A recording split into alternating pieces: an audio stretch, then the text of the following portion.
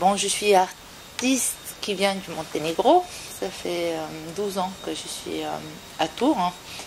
J'ai fait mes études là-bas et j'ai quasi refait les beaux-arts ici à Tours. Donc aujourd'hui, je suis contente. Plusieurs choses différentes dans mon travail. Je ne suis pas un artiste qui peut s'arrêter que sur la sculpture ou que sur la peinture, mais je combine. Là, les dernières années, ça fait 6 ans, 7 ans que je travaille qu'avec le plexi par rapport à la transparence, la lumière, la peinture mise à nu, parce qu'au niveau des peintures, c'est recto verso, on peut voir tous les gestes du pinceau. Et au niveau de la sculpture, c'est aussi un travail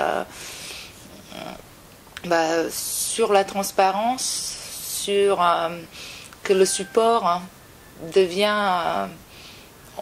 en fait, le support, c'est la matière à transformer. Il n'y a plus de support. C'est comme une matière qui est transformée et qui donne une pièce.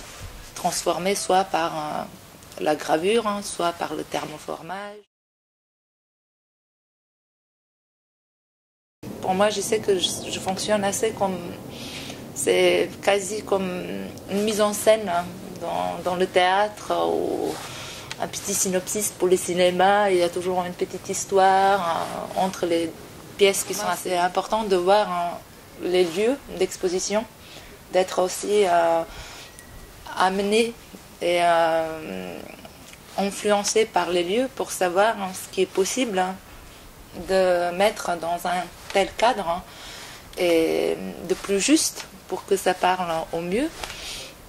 Après, c'est les choix d'œuvres, les choix de ce qu'on a envie aussi de produire exprès pour l'événement. Pour Novart, c'est magnifique parce qu'il y a beaucoup de l'espace dehors, qui a un très joli cadre qui permet les installations en plein air.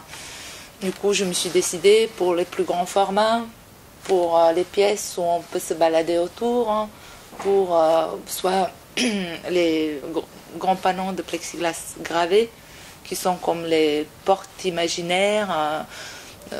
On peut passer, traverser, on peut regarder de deux côtés, ou pour les sculptures qui sont en plein air, comme des fantômes, comme les empreintes. Là à gauche, on voit bien la structure en grillage métallique, en alu, qui me sert un peu comme la matrice.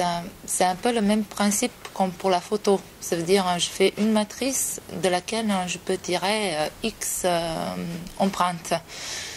Seule chose que c'est cette matrice-là, elle peut changer la forme. Ça veut dire chaque fois quand la personne elle habille, il peut être debout, il peut être assis, il peut être accroupi.